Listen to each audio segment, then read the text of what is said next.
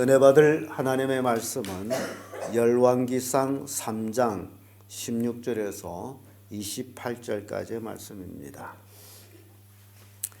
열왕기상 3장 16절에서 끝절까지의 말씀 찾으셨으면 교독합니다. 제가 먼저 있습니다.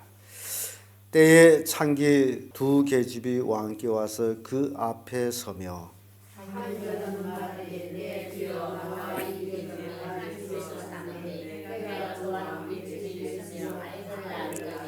나의 해산한 지 3일에 이 계집도 해산하고 우리가 함께 있었고 우리 둘 외에는 집에 다른 사람이 없었나이다.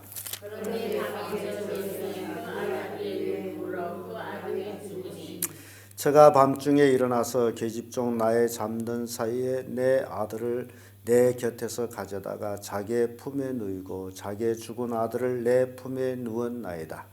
이르되 내가 내 아들을 처음 먹이려고 일어나 본즉 죽었기로 내가 아직 자세히 보니 내가 낳은 아들이 아니었거늘. 다른 계집이 이르되 아니라 산 것은 내 아들이요 죽은 것은 네 아들이라 하고 이 계집은 이르되 아니라 죽은 것은 네 아들이요 산 것이 내 아들이라 하며 왕 앞에서 그와 같이 쟁론하는지라. 왕이 가로되 이는 말하기를 산 것이 내 아들이요 죽은 것은 내 아들이라 하고 저는 말하기를 아니라 죽은 것이 내 아들이요 산 것이 내 아들이라 하는도다 하고 또 가로되 칼을 내게로 가져오라 하니 칼을 왕의 앞에로 가져온지라. 왕이 이르되 산 아들을 둘이 낳고 한 누이를 들고 나도 저에게 주라.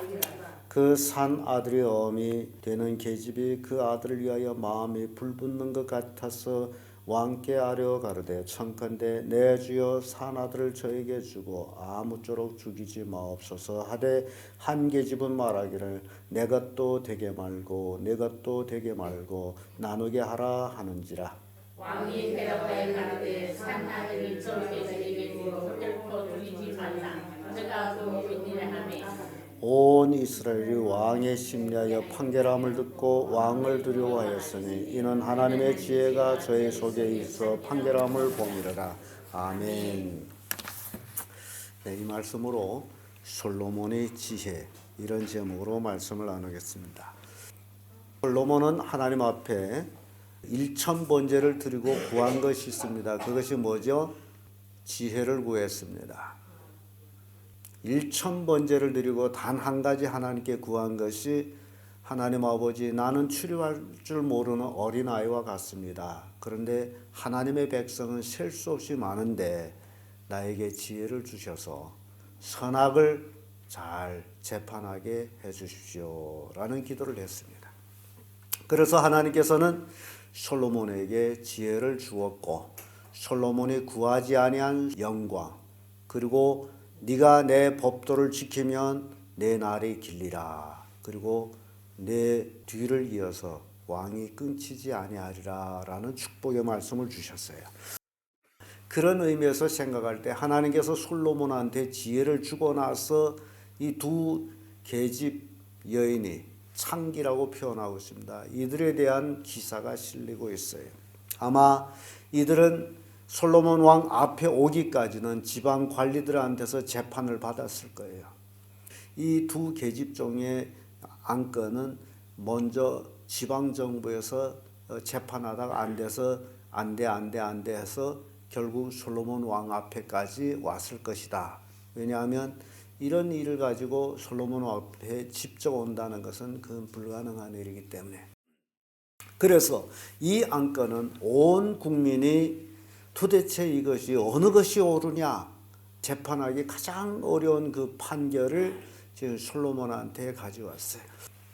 예수님 당시에도 바리새인들이 예수님한테 올무를 주기 위해서 여러 가지 교묘한 질문을 하는 모습들을 봅니다. 그래가지고 우리가 가이사에게 세를 바치는 것이 옳습니까? 하고 질문하기도 하고 그때 예수님은 그러면 돈을 가져오라. 그 돈을 가져왔더니 여기에 화상이 4개시냐? 그들이 말하기를 가이사의 화상입니다. 예수님 분명히 말씀합니다. 가이사에게는 가이사에게 하나님 것은 하나님께. 이스라엘 백성들이 깜짝 놀라요. 그 지혜로운 판결. 가이사에게는 가이사에게, 하나님께서는 하나님께.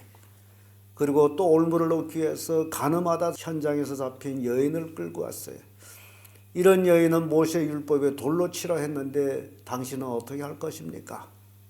예수님은 땅에 엎드려서 뭐라고 글을 썼어요. 그리고 일어서서 너희 중에 죄 없는 자가 먼저 돌로 치라. 그 말을 들은 그 모인 무리들은 어른으로부터 어린이 이르기까지 다 뿔뿔이 흩어져 가고 나중에 여인과 예수님만 남았다라고 기록하고 있습니다. 이 모든 올무에 대해서 예수님은 그 매듭을 착착 풀어나가는데 사람들이 놀랄 정도예요. 오늘은 솔로몬의 지혜를 우리가 살펴봅니다. 두 여인이 솔로몬 앞에 와 섰습니다. 송사하는 여인은 그런 얘기를 합니다. 우리가 한 집에서 살고 있었습니다. 내가 아이를 낳았고 또 3일이 지난 후에 저 계집도 아이를 낳았습니다. 그러니까 아이를 낳은 지 거리가 얼마예요? 3일이에요. 3일이면 아이가 크고 작음이 분명하게 구분이 나져요. 그런데 밤중에 자다가 내 아이에게 젖을 먹이려고 했더니 죽었어요. 그래서 미명에 자세히 봤더니 내 아이가 아니에요. 그 분명히 전현이 자기 아이를 깔아 죽이고 내 자는 틈에 내 품에서 내 아이를 가져가고 죽은 아이를 내 품에 누웠습니다. 이게 송사하는 여인의 송사예요. 그랬더니 이짝 변호하는 여인, 아니라 산 아이는 내 아이고 죽은 아이는 네 아이다. 또 송사하는 아니라 산 아이는 내 아이고 죽은 아이는 너희 아이다. 어떻게 판결해야 돼요? 온 국민이 이 재판을 주시해 보고 있어요. 솔로몬 왕이 어떤 판결을 내릴 것일까 주시하고 있었어요. 그런데요, 뜻밖의 솔로몬이 판결은 칼을 가져오너라. 그래서 아이의 어머는 깜짝 놀랐을 거예요. 왜 칼을 가져오라지 재판하다 말고. 그리고서 칼을 가져왔더니 이 아이를 반을 나눠가지고 각기 반씩 여인에게 주어라. 지금 물건을 나눠요. 왕 앞에 칼이 온다는 것은 공포적입니다. 왜냐하면 왕 한마디에 목숨이 왔다 갔다 하지 않습니까? 그리고 산 아이를 두 쪽을 나누라는 것은 잔인한 판결입니다. 여러분 생각해 보세요. 산 아이를 가지고 와서 재판을 하고 있는데 서로 자기 아이라고 하는데 솔로몬이 칼을 가져오느라. 그래서 그 여인의 품에서 아이를 뺏어다가 이 아이를 둘로 나눠가지고 각기 반씩 주어라. 굉장히 공포적이죠. 아마 그 아이 엄마, 오늘 본문에도 아주 그 아이 엄마에 대해서 이렇게 기록하죠. 그 산 아들이 어미 되는 계집이 그 아들을 위하여 마음이 어떻다 그러죠? 불붙는 것 같아서 왕께 아뢰되. 지금 이 칼이 떨어지는 순간에 자기 아들을 찾으려고 하다가 어떻게 되는 거예요? 되게 죽이는 격이 된단 말이죠. 그러니까 그 칼이 떨어질란 그 찰나에 그 아이 엄마는 나는 아이를 안 가지겠습니다. 다만 아이를 죽이지 마세요. 저 여인에게 주세요. 그런 동시에 또 이짝 여인이 옳습니다. 그렇게 해서 저희 것도 안 되고 내 것도 안 되게 하는 것이 옳습니다. 솔로몬의 칼이 떨어졌습니까? 안 떨어졌죠. 내려왔어요. 그리고 솔로몬이 판결을 나옵니다. 이 아이는 저 여인의 아이님으로 저 여인에게 주어라. 자, 여기까지 판결을 나왔습니다. 그렇다면 여러분 생각해 보세요. 자기 아이가 아니면서도 자기 아이라고 품에 안고 우게 되면서 솔로몬 왕 앞에까지 왔다가 이런 판결을 받았다면 어떻게 될 것 같아서? 그 여인이 무사히 돌아갈 것 같아요? 형벌을 받겠죠. 그래서 이것을 뭘 얘기하느냐? 오늘날 우리 이 시대에 살아가고 있는 우리들에게 교훈을 주는 것은요, 사람들은 사람이 모르면 자기가 아무렇게 살아도 된다라고 생각하는데요. 우리는 선악간에 하나님의 심판대 앞에 서게 됩니다. 하나님 앞에 서게 되면 죄악을 하나도 숨김없이 적나라하게 드러나게 되어 있습니다. 그리고 그 죄에 대한 심판을 받게 되어 있습니다. 이걸 우리에게 주는 교훈이에요. 두 여인이 서로 우길 적에는 그 누구도 누구 아인지를 판결할 수가 없었어요. 물론 지금 같으면 DNA를 검사해 가지고 친자 검증합니다만 그때는 그런 기술이 없을 때이므로, 그래서 우리에게 주는 교훈이 바로 우리가 하나님 앞에 정직하게 살아야 된다라는 것을 교훈하고 있어요. 사람이 모르는 게 중요한 게 아니에요. 누가 알고 있어요? 하나님은 알고 계세요. 하나님을 알고 계시는데 우리가 어떻게 할 수가 있어요? 우리가 누구를 믿는 거예요? 하나님을 믿고 있는 사람들이 하나님을 알고 있다면 우리가 하나님 앞에 어떻게 될 것 같아요? 그러니까 하나님 믿는다 하면서도 사람이 모르면 된다라고 제멋대로 죄를 짓고 산다면 실은 그 속에 누가 없는 거죠? 하나님이 없습니다. 진정 하나님이 있다면 그렇게 살 수가 없어요. 하나님은 선악간에 심판을 하세요. 그래서 이 솔로몬 앞에 선 이 두 여인을 통해 가지고 모든 사람, 이 땅의 모든 사람은 하나님의 공의의 심판대 앞에 서게 된다라는 것을 보여주고 있습니다. 사람을 속여서 거짓으로 일시간 본인에게 기쁨이 될지는 모르지만은 하나님 앞에서는 심판을 받게 된다라는 사실입니다. 그래서 온 이스라엘 백성들이 솔로몬이 그 판결을 보고 두려워했다라고 표현합니다. 왜 두려워하죠? 백성들이 이 두 여인의 안건을 판결했는데 왜 백성들이 두려워합니까? 28절에 보면 온 이스라엘 왕의 심리하여 판결을 함을 듣고 왕을 두려워하였으니 이는 하나님의 지혜가 저의 속에 있어 판결함을 봄이라. 왜 왕을 두려워해요? 예? 자기 거짓됨이 왕 앞에서 드러날 것 같아서 두려워한 거예요. 이걸 깨달으라는 겁니다.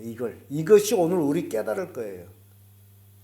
온 백성이 솔로몬 왕을 두려워하는 것은 하나님의 지혜가 그 속에 있으므로 자기 거짓됨도 왕 앞에 설 때는 드러난다.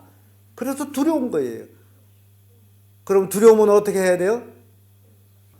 두려움은 어떻게 해야 돼요? 거짓된 삶을 살지 말아야 돼요. 이게 교훈을 주는 거예요. 사람인 솔로몬도 두려워서 거짓된 삶을 못 살았다면 오늘날 우리 그리스도인들에게 누가 있는 거예요? 하나님이 계시는 거예요. 살아 역사하는 하나님 앞에서 우리가 거짓된 삶을 살 수 있겠느냐? 사람도 사람을 두려워서 거짓되게 살지 못했다면 오늘날 우리 그리스도인들이 하나님 앞에 정직하게 살아야 됨을 교훈하고 있어요. 하나님 심판대 앞에서 선악간에 다 심판을 받기 때문에 이게 백성들이 솔로몬을 두려워한 원인입니다. 우리는 성경 보면서 하나님을 경외하라라고 말씀하시죠. 하나님은 우리에게 경외의 대상이다. 그 얘긴즉 하나님을 두렵고 떨림으로 섬겨라 라는 말씀입니다. 하나님 앞에 우리는 적나라하게 드러나게 되어 있어요. 하나님은 나의 머리털 숫자까지도 다 알고 계세요. 하나님이 나의 걸 모르는 것은 아무것도 없습니다. 하나님 앞에 속일 것은 아무것도 없습니다.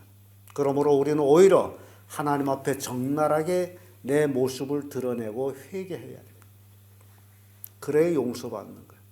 속이려고 하지 마세요. 그게 심판받은 미련한 여인과 똑같은 거예요. 왕 앞에서 남의 아들 자기 아들이라고 우게 돼요. 자기 아들을 만들 거라고 생각했지만은 왕 앞에서는 그것이 적나라하게 드러났어요. 그와 같이 하나님을 속일 수가 없습니다. 하나님을 속일 수 없다면 어떻게 해야죠? 아예 홀랑 벗는 게 낫죠. 내 모습을 다 알고 있는데 뭘 감출 게 있습니까? 하나님 앞에 홀랑 벗고 나는 요런 놈이었습니다. 주여 용서해 주세요. 그리고 하나님의 은혜로 새롭게 해 주세요. 이게 우리가 해야 할 일입니다. 이게 믿음이요 예수 그리스도의 십자가 보혈로 죄사함 받는 삶입니다.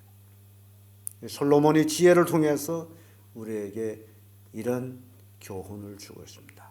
여러분 모두 다 하나님 앞에서 정직하게 성실하게 하나님을 경유하는 삶을 사시기를 예수님의 이름으로 축복합니다.